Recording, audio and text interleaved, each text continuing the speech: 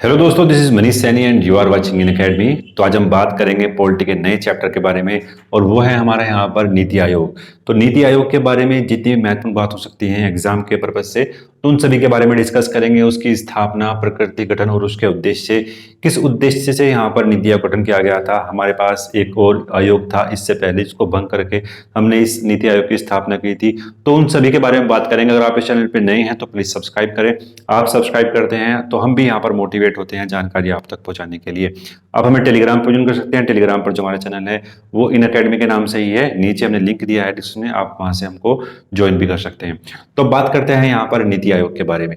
तो नीति आयोग की कई बार एग्जाम में ये जो डेफिनेशन है, फुल फॉर्म है, ये भी कई बार पूछी गई है। National institution for transforming India, कई बार एग्जाम में ये यहाँ पर पूछी भी गई है। तो एग्जाम के पॉइंट ऑफ व्यू से ये काफी यहाँ पर महत्वपूर्ण हो जाती है। National institution for transforming India, तो इंडिया का ट्रांसफॉर्म करने के लिए यहाँ पर नीति आयोग की स्थापना की गई थी। इससे पहले अगर हम बात करते हैं तो हमारे पास एक संस्था थी यहाँ पर, योजना आयोग। योजना आयोग की स्थापना आजादी के तुरंत बाद भारत के निर्माण के लिए की गई थी। इसकी स्थापना 1950 में की गई थी। अगर हम बात करते हैं इसकी स्थापना के पीछे जो पर्पस था वो था यहाँ पर कि हमें किस तरीके से इंडिया का विकास करना है, तो उसी के लिए यहाँ पर योजना आयोग की स्थापना की गई थी। अगर हम देखते हैं योजना आयोग जो है वो अपनी जो योजनाएं हैं वो पंचवर्षीय योजनाओं या 5 ईयर प्लान के द्वारा ही यहाँ पर कार्य करता था। पंचवर्षीय योजनाओं के द्वारा यहाँ पर इंडिया का रिफॉर्म करने की जिम्मेदारी यहाँ पर योजना आयोग को दी गई थी और 1950 में इसकी स्थापना की गई थी। अगर हम बात करते हैं नरेंद्र मोदी जी द्वारा यहां पर 13 अगस्त 2014 में मोदी जी द्वारा योजना आयोग के स्थान पर एक नए आयोग की घोषणा की बात की गई थी। और वो नया आयोग क्या था? वो था यहाँ पर नीति आयोग, जिसकी स्थापना की गई थी यहाँ पर 1 जनवरी 2015 में। तो एग्जाम के पॉइंट ऑफ व्यू से काफी यहाँ पर महत्वपूर्ण रहता है। नीति आयोग की स्थापना 1 जनवरी 2015 में यहाँ पर की गई थी और इससे पहले जो हमारे पास संस्था थी वो थी यहाँ पर योजना आयोग। उसकी स्थापना 1950 में पंचवर्षीय योजनाओं के रूप में की गई थी और 13 अगस्त 2014 में यहाँ पर नरेंद्र मोदी जी ने इसको भंग करने की यहाँ पर बात की थी। इसने लगभग 65 वर्ष तक कार्य किया योजना आयोग ने। अगर हम देखते हैं कि लगभग 65-64 वर्ष इसने यहाँ पर कार्य किया था और इसका कार्य काफी संतुष्टपूर्ण था, लेकिन जिस तरीके से समय की मांग थी, समय की परिस्थितियां थी, वो उस अनुरूप यहाँ पर कार्य नहीं कर पा रहा था। तो इसके लिए आवश्यकता है कि हम एक नए आयोग की स्थापना करें और इंडिया के ट्रांसफॉर्मिंग करने में यहाँ पर जो हेल्प कर सकती वाली संस्थाएं हैं उनको यहाँ पर सम्मिलित करें। तो ये जिम्मा दिया गया था यहाँ पर नीति आयोग को। यदि हम बात करते हैं यहाँ पर नीति आयोग के बारे में तो इसकी प्रकृति के बारे में बात करते हैं। इसकी किस तरीके की प्रकृति है, क्या ये संवैधानिक है, जो असंवैधानिक है, गैर संवैधानिक है। जो नीति आयोग की स्थापना की गई थी वो की गई थी यहाँ पर केंद्रीय मंत्रिमंडल की अनुशंसा के आधार पर। केंद्रीय मंत्रिमंडल के अनुशंसा के आधार पर यहाँ पर नीति आयोग की स्थापना की गई थी। और अगर हम देखते हैं योजना आयोग की, तो योजना आयोग की स्थापना भी यहाँ पर केंद्रीय मंत्रिमंडल के द्वारा ही यहाँ पर की गई थी। अगर हम बात करते हैं इसकी प्रकृति के बारे में, तो केंद्रीय मंत्रिमंडल ने इसकी स्थापना की, तो ये न तो ये संवैधानिक है, यानी संविधान में कहीं भी नीति आयोग का वर्णन नहीं किया गया है, और न तो ये संवैधानिक है और हम देखते हैं कि और न ही ये वैधानिक है, और न ही यह वैधानिक है। तो नीति आयोग हम देखते हैं एग्जाम के पॉइंट ऑफ व्यू से ये भी काफी इंपोर्टेंट है। कई बार एग्जाम में प्रश्न ऐसे बनता है कि नीति आयोग का वर्णन हमारे संविधान में किया हुआ है या नहीं किया हुआ है। तो हमारे संविधान में कहीं भी नीति आयोग का वर्णन नहीं है। इसको केंद्रीय मंत्रिमंडल की अनुशंसा के आधार पर बनाया गया है। तो इस आधार पर यह न तो संवैधानिक है और न ही वैधानिक। तो कई बार एग्जाम में पूछा भी गया है। नीति आयोग एक थिंक टैंक के रूप में कार्य करता है, जिसका जो मेन पर्पज है एक थिंक टैंक है, और इसका जो मेन पर्पज है वो इंडिया को ट्रांसफॉर्मिंग करने की बात करता है। तो इसके लिए इसकी जो गठन की प्रक्रिया है वो भी इसका निर्माण करती है कि इसका जो गठन किया गया था उसमें कुछ ऐसे व्यक्ति, ऐसे विशेषज्ञों को शामिल किया जाए जो कहीं ना कहीं ट्रांसफॉर्मिंग करने में इंडिया की हेल्प करें। अगर हम देखते हैं गठन के बारे में तो यहां पर हमें दिखाई पड़ता है अध्यक्ष, जो यहाँ पर अध्यक्ष हैं, और हमें दिखाई पड़ते हैं इनके अध्यक्ष के साथ साथ इसके कुछ गवर्निंग काउंसलिंग भी है।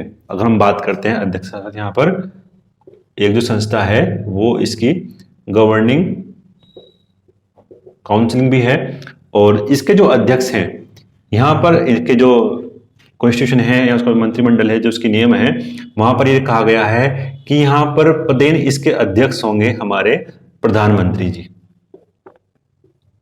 यहां पर जो नीति आयोग के जो अध्यक्ष होंगे वो यहां पर प्रधानमंत्री जी को बनाया गया है, यानी पदेन अध्यक्ष यहां पर ये बनाए गए हैं।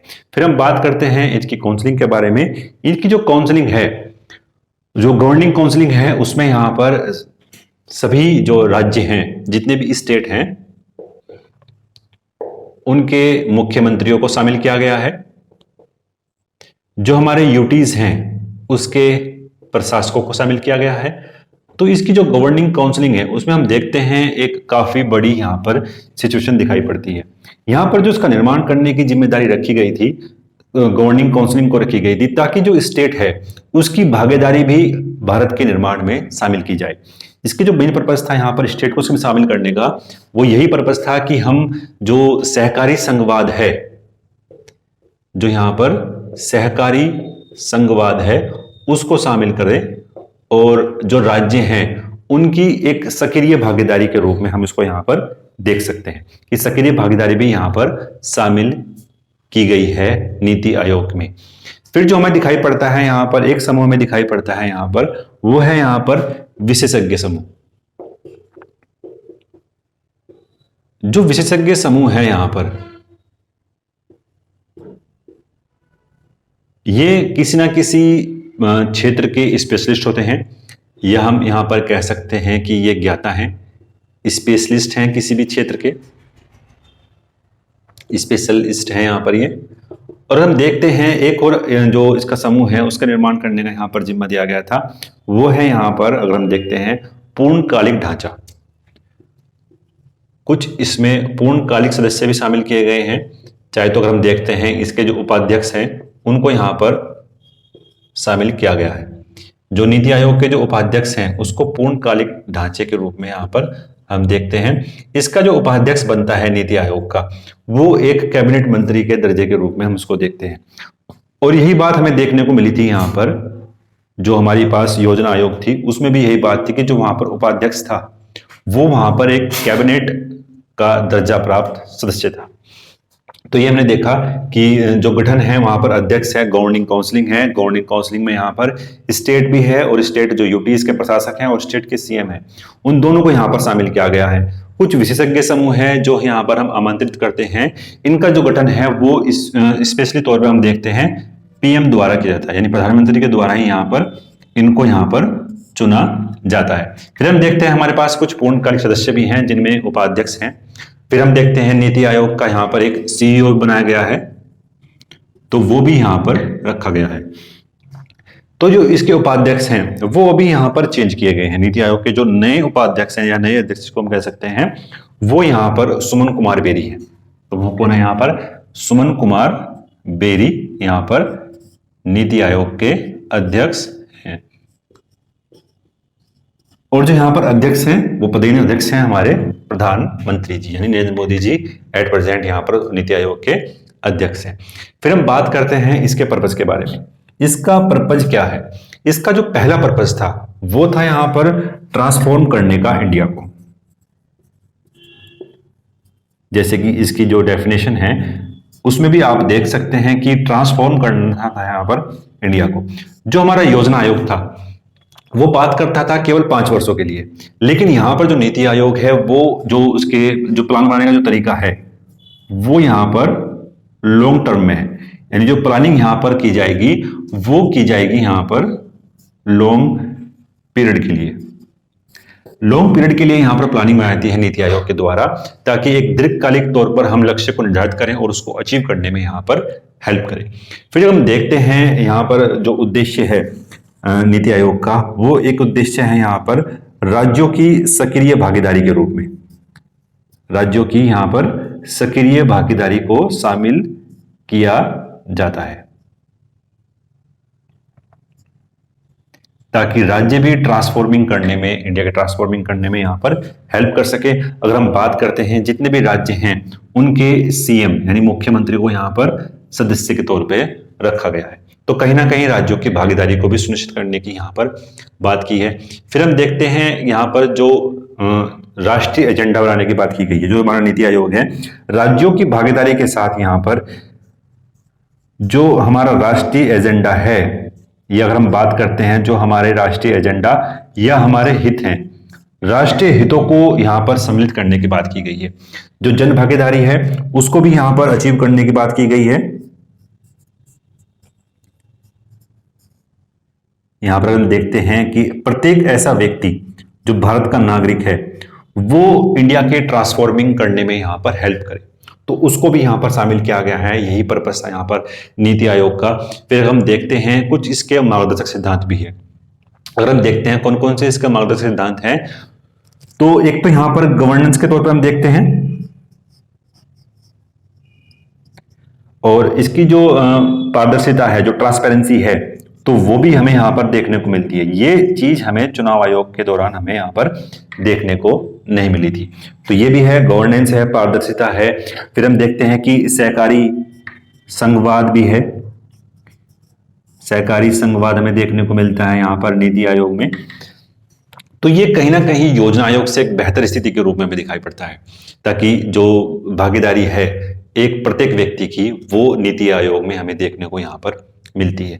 तो जितने भी क्वेश्चंस यहां पर बन सकते थे एग्जाम के पॉइंट ऑफ व्यू से, उसको हमने यहां पर डिस्कस किया था। एक बचता है हमारे पास यहां पर राष्ट्रीय विकास परिषद।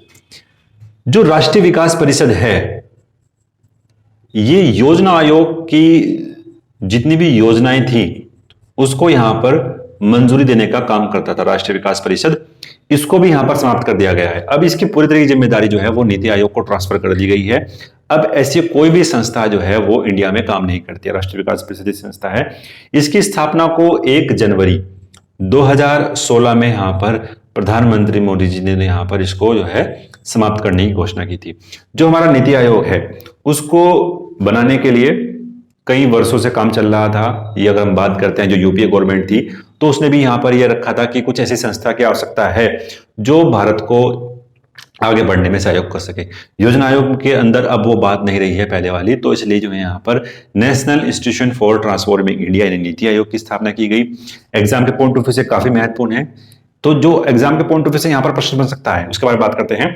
एक तो यहाँ पर इसकी स्थापना है, कई बार एग्जाम में ये प्रश्न आया है। फिर जो दूसरी स्थापना है यहाँ पर उसकी प्रकृति के बारे में, यानी केंद्रीय मंत्रिमंडल है, तो ना तो ये संवैधानिक है और ना ही वैधानिक है। एग्जाम के पॉइंट ऑफ व्यू से काफी महत्वपूर्ण है। फिर हम बात करते हैं इसकी जो गठन है, यानी जो इसका जो पूरी संरचना है वो कैसी हमें दिखाई पड़ती है। अध्यक्ष है, गवर्निंग काउंसिलिंग है, विशेषज्ञ समूह है और पूर्णकालिक ढांचा भी हमें यहाँ पर दिखाई पड़ता है। और अगर हम बात करते हैं एक चीज यहाँ पर और है इसके गठन में, वो है यहाँ पर क्षेत्रीय परिषद।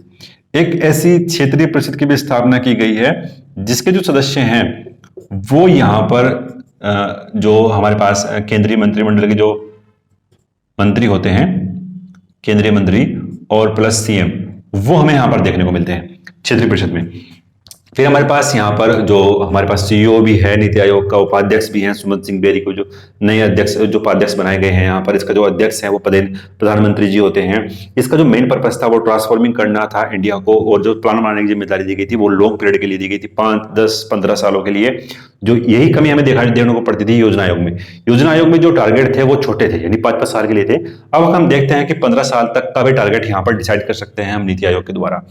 फिर हमारे पास देखते हैं कि राज्यों की भागीदारी सुनिश्चित करने के लिए अलग अलग सीएम्स, जितने भी राज्य के सीएम्स हैं उनको यहाँ पर शामिल किया गया था। राष्ट्रीय एजेंडा था, एक राष्ट्रीय एजेंडा बनाने के बाद उसको हम अपने हितों को यहाँ पर शामिल करते थे। जन भागीदारी है और गवर्निंग, ट्रांसफॉर्मिंग और यहाँ पर सहकारी संघवाद को बढ़ाने का काम यहाँ पर नीति आयोग के द्वारा किया गया था। तो एग्जाम के पॉइंट ऑफ व्यू जितना भी यहाँ पर महत्वपूर्ण था उसको हमने यहाँ पर देख लिया है। तो आशा करते हैं आपको ये वीडियो यहाँ पर हमारी पसंद आई होगी। अगर आपको पसंद आई है तो प्लीज लाइक करें, अपने दोस्तों के साथ शेयर करें। अगर आप इस चैनल पर नए हैं तो प्लीज सब्सक्राइब करें। धन्यवाद, मिलते हैं इसी वीडियो में। जय हिंद।